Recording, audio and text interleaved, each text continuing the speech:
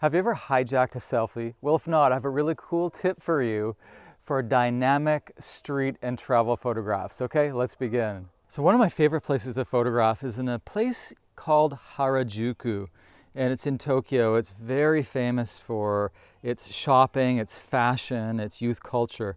And whenever I go there, I always come up with some really amazing street photographs, as well as the photo workshop students who come with me. Now, whenever I'm doing street photography, I'm always looking for a secondary element. Okay, the primary subject, first element, would be the two friends being photographed, doing the selfie.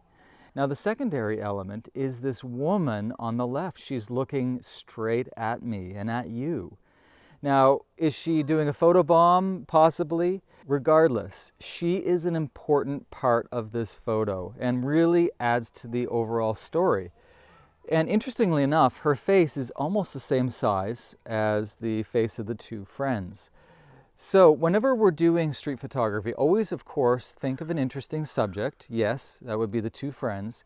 What is the secondary element? And how is that secondary element, like this photobomber, this woman in the background, how is it, or she in this instance, supporting the overall narrative and the interesting aspect of the street photograph? Now, of course, you may have to plan your compositions. You physically have to move around. Like in this shot, I slightly moved my camera and myself to the left, if I recall, so I could get this actual composition.